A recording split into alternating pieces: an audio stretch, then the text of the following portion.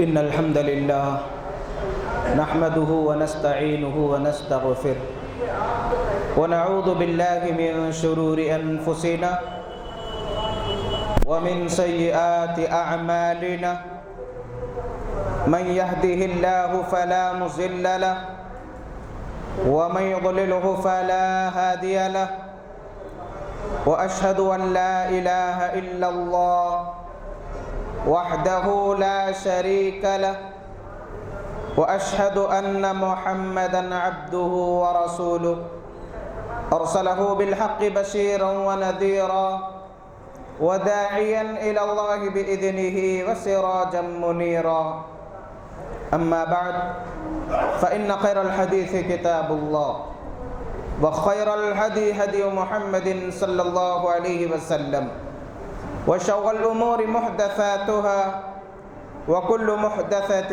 بدعة وكل بدعة ضلالة وكل ضلالة في النار فأعوذ بالله من الشيطان الرجيم بسم الله الرحمن الرحيم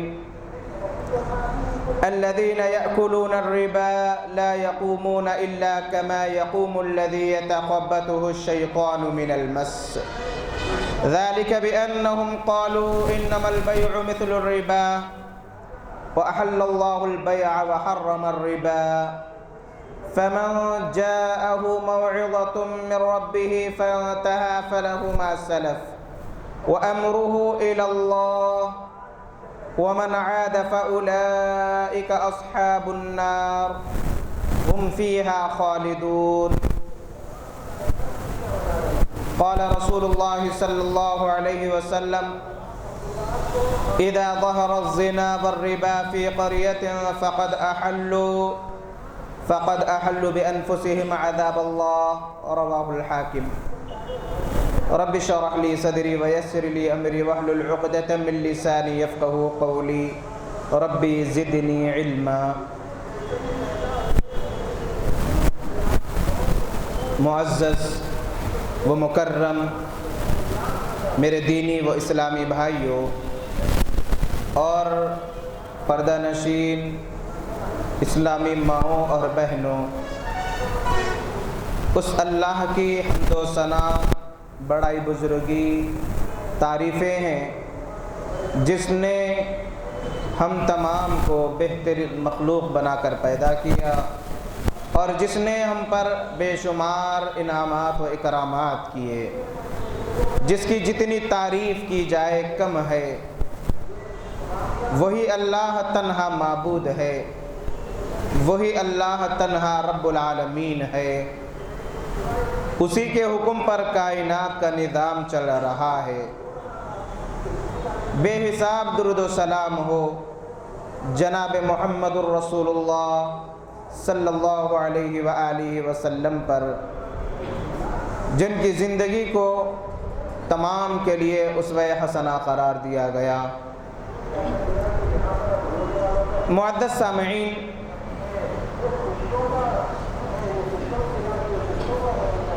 گزشتہ جمعہ ہم نے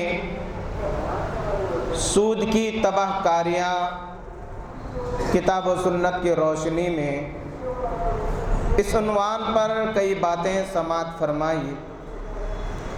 مزید اور کچھ باتیں آج کے اس خطبے میں رکھی جائے گی انشاءاللہ۔ اس سے قبل ایک اہم بات بتا دینا مناسب سمجھتا ہوں کہ ہم شمسی اعتبار سے جس مہینے سے گزر رہے ہیں وہ دسمبر کا مہینہ ہے، اور اسی دسمبر کی 6 تاریخ کو وہ واقعہ، وہ منظر یاد آتا ہے کہ جس میں دشمنان اسلام مسجد کو منہدم کر دیے،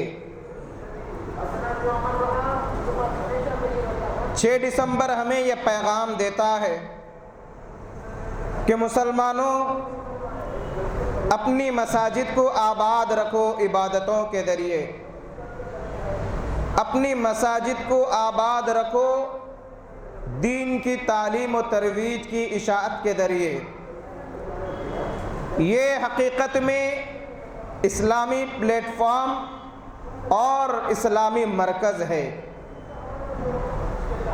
اگر مسلمان مساجد سے دور ہو جائیں گے، مساجد کو ویران کر دیں گے، تو دشمن اپنے ناپاک عزائم لیے تیار ہے کہ کب موقع ملے اور ملیا میٹ کر دے۔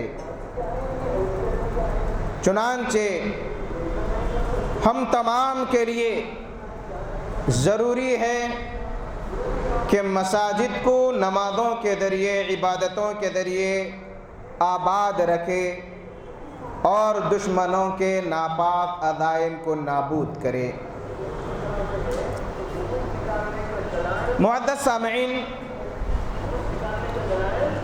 جو عنوان چل رہا تھا ہمارا،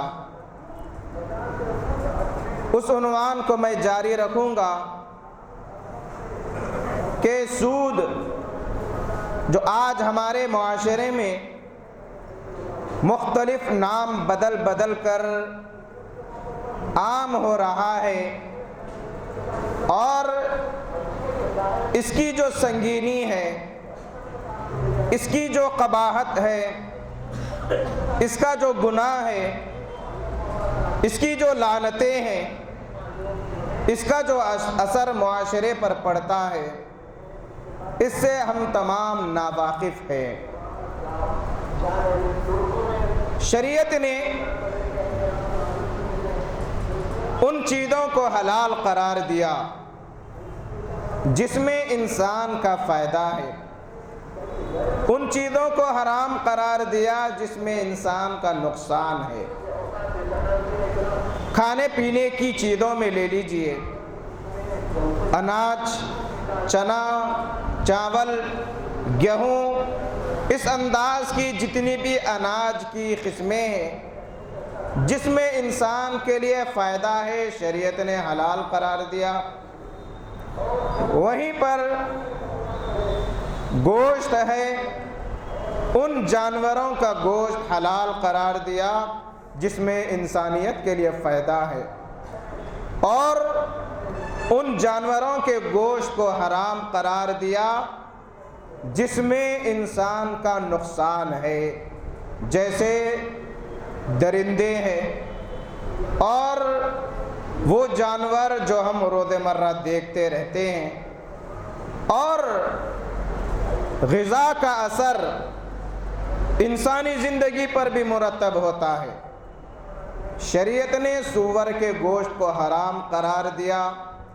کئی قباحتیں ہیں، تمام جانوروں میں سب سے بے حیا جانور ہے، لیکن جس معاشرے میں، جس علاقے میں اس کا گوشت کثرت سے کھایا جاتا ہے، وہاں کے رہنے والے بے حیا نظر آتے ہیں۔ ویسے ہی شریعت نے مشروبات میں یا کھانے پینے کی چیزوں میں نشاور چیزوں کو حرام قرار دیا، چاہے نشہ کھانے سے تعلق رکھتا ہو یا پینے سے تعلق رکھتا ہو یا دھواں کے ذریعے اڑتا ہو۔ شریعت نے اعلان کیا وَيُحِلُّ لَهُمُ الطَّيِّبَاتِ وَيُحَرِّمُ عَلَيْهِمُ الْخَبَائِثَ۔ اس اصول کو ہمیشہ یاد رکھنا چاہیے۔ وَيُحِلُّ لَهُمُ الطَّيِّبَاتِ، تمہارے لیے ہر پاکیزہ چیز حلال قرار دی گئی۔ وَيُحَرِّمُ عَلَيْهِمْ، اور تم پر خبیث، نجس، ناپاک چیزوں کو حرام قرار دیا۔ وَيُحَرِّمُ عَلَيْهِمُ الْخَبَائِثَ، یہ اصول ہے شریعت کا۔ اسی لیے اعلان کیا گیا کہ نشہ چاہے کسی بھی چیز کے اندر ہو، انسان استعمال نہیں کر سکتا۔ اعلان کیا گیا کل مسکر حرام، ہر نشہ آور چیز حرام ہے۔ ما اسکرا خلیل او کثیر، چاہے نشہ تھوڑا ہو یا بہت، صحیح مسلم کی حدیث ہے۔ اب نشے کی گولی گنے کے جوس میں ڈال کر اگر پئیں گے تو وہ جوس بھی حرام ہو جائے گا نشے کی وجہ سے۔ اگر نشہ آور چیزیں کھانے میں یا سالن میں ملا کر کھایا جائے تو اس کی حرمت کی وجہ سے وہ غذا بھی حرام ہو جائے گی۔ اسی طریقے سے وہ چیزیں جو انسان کے صحت پر اثر کرتی ہے، انسان کو بیمار کر دیتی ہے، سگریٹ ہے، بیڑی ہے، گٹکے ہے، ان چیزوں کو بھی شریعت نے حرام اس لیے قرار دیا کہ اس کے اندر انسان کے لیے نقصان ہی نقصان ہے۔ وہیں پر شریعت نے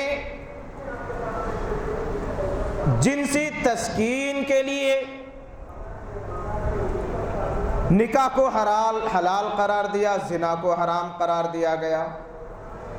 زنا کو حرام قرار دینے کے ساتھ ساتھ زنا تک پہنچنے کے جتنے راستے ہو سکتے ان پر بھی روک لگا دی، کہا وَلَا تَقْرَبُوا الزِّنَا، زنا کے قریب تک بھی نہ پھٹکو، یعنی پورے اسباب کو روک دیا گیا زنا تک پہنچانے والے۔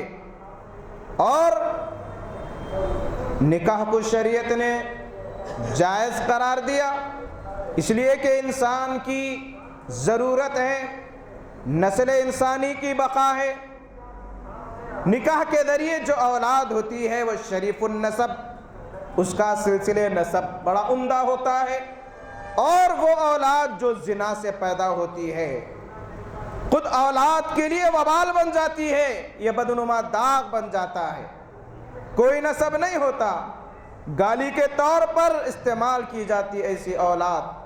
تو بہرحال شریعت نے فائدے کی چیزوں کو حلال قرار دیا، نقصان کی چیزوں کو حرام قرار دیا۔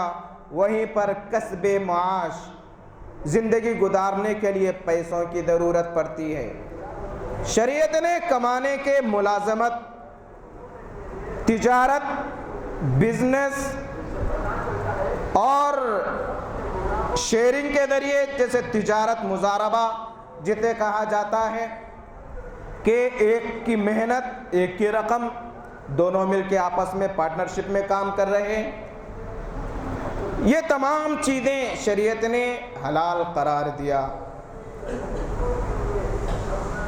شریعت نے رشوت، سود، دھوکہ، چوری، غضب، اس انداز کی جتنی چیزیں ہو سکتی ہیں ان تمام کو حرام قرار دیا، اس لیے کہ اس کے اندر نقصان ہی نقصان ہے۔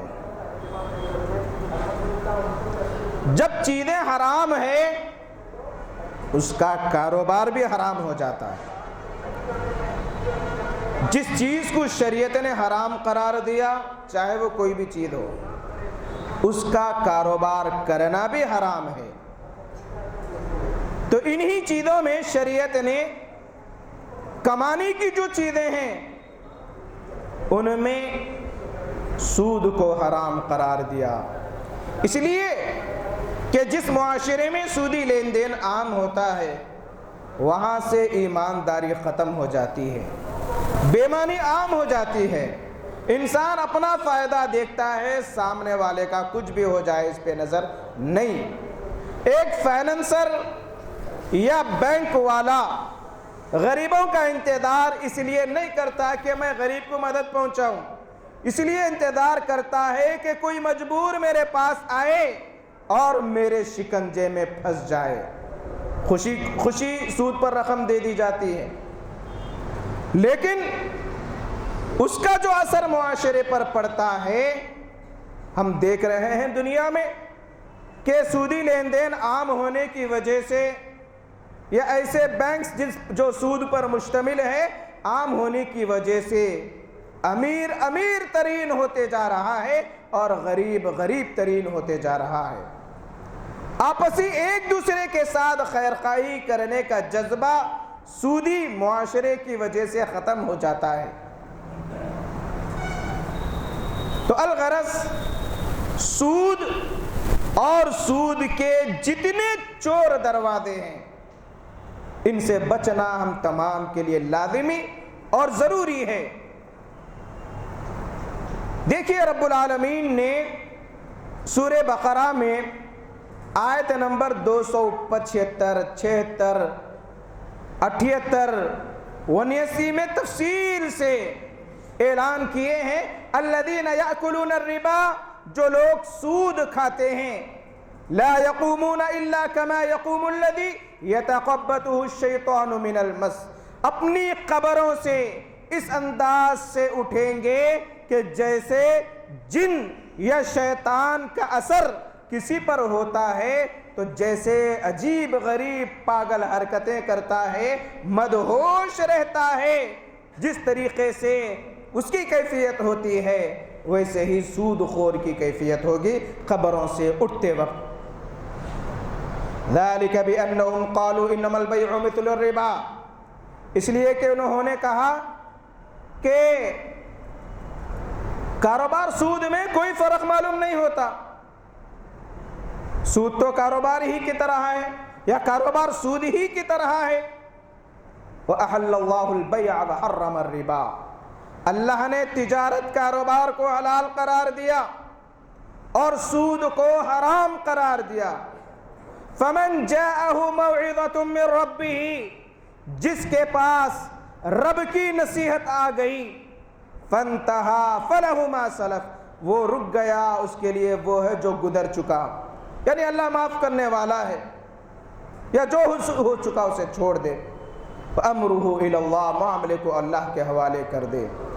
وَمَنْ عَادَ فَأُولَئِكَ أَصْحَابُ النَّارِ هُمْ فِيهَا خَالِدُونَ، جو دوبارہ اسی حرکت کرے گا جانتے بوجھتے معلوم رکھنے کے باوجود، فَأُولَئِكَ أَصْحَابُ النَّارِ هُمْ فِيهَا خَالِدُونَ، وہ جہنمی ہے اور جہنم میں ہمیشہ ہمیشہ رہیں گے۔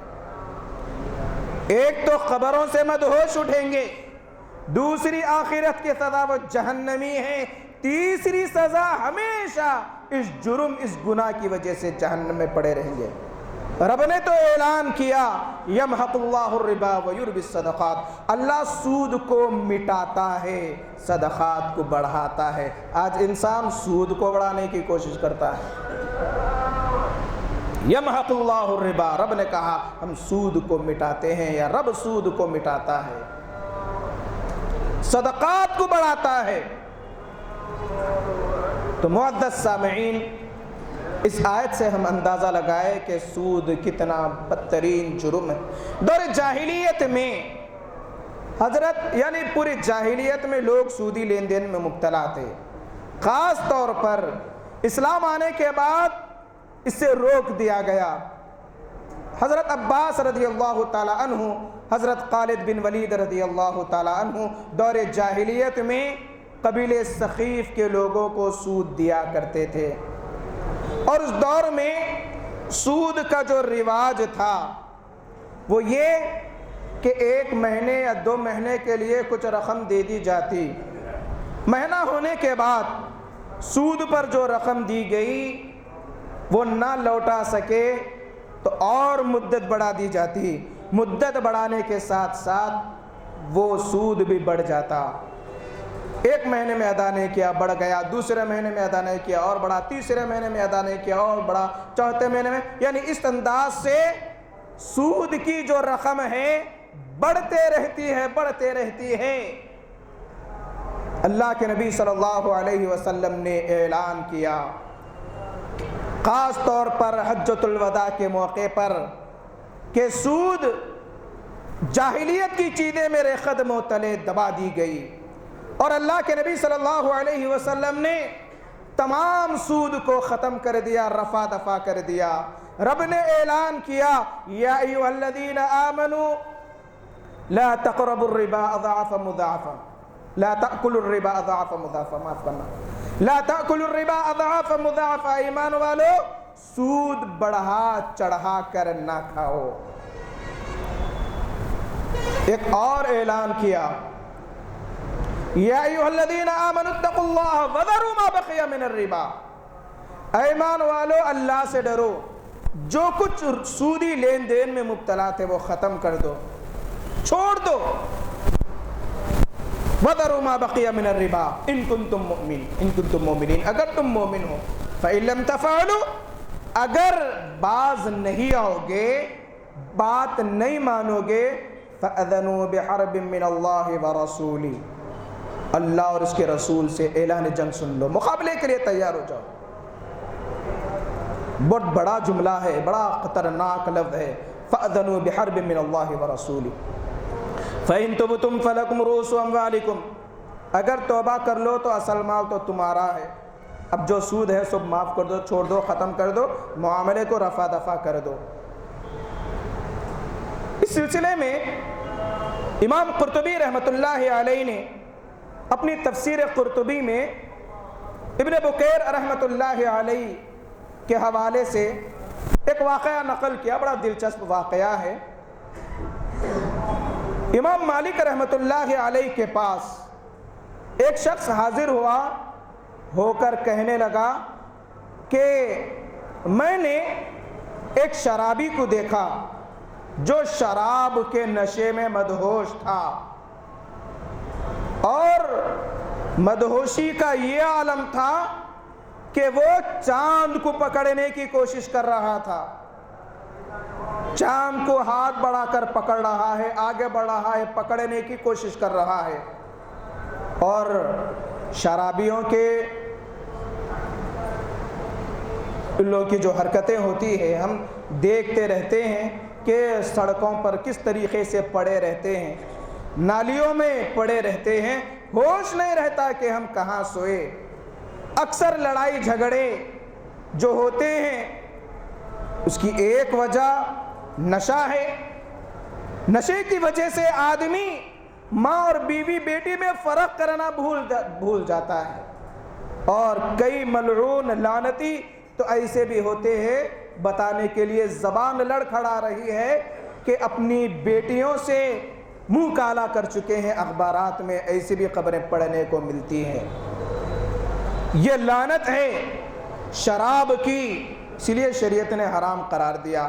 तो अलगरज नशे के आलम में बड़ा मदहोश था, चांद को पकड़ने की कोशिश कर रहा, अजीब अजीब हरकतें कर रहा।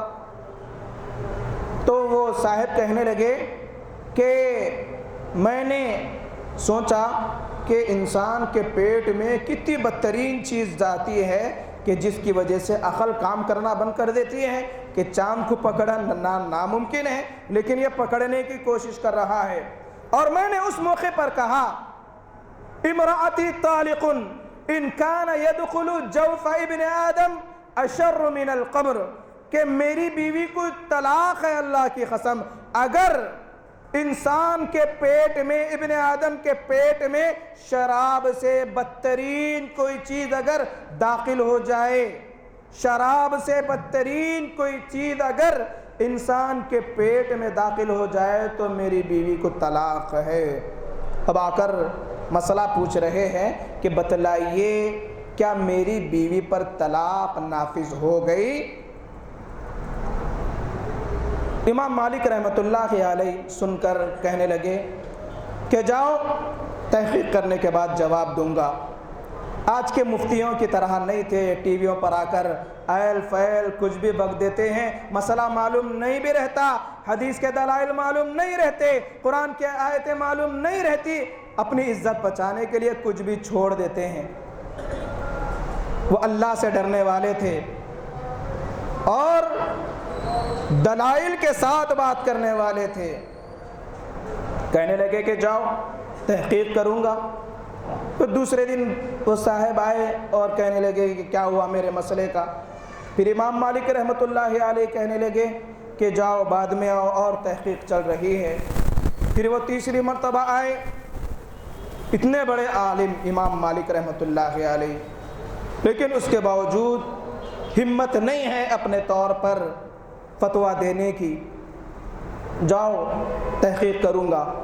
उसके बाद इमाम मालिक रहमतुल्लाहि अलैहि कहने लगे دیکھیے شریعت کے معاملے میں بڑا احتیاط کرنا چاہیے، احتیاط سے جواب دینا چاہیے، معلوم ہے تو ہی جواب دینا چاہیے، معلوم نہیں تو کہہ دینا چاہیے کسی اور سے پوچھئے مجھے معلوم نہیں، بری ہو جائیں گے۔ اپنی عزت کو بچانے کے لیے اگر کچھ بھی فتوے دے دیں گے رب کے دربار میں پکڑ ہوگی۔ یہ ڈر تھا اللہ کا۔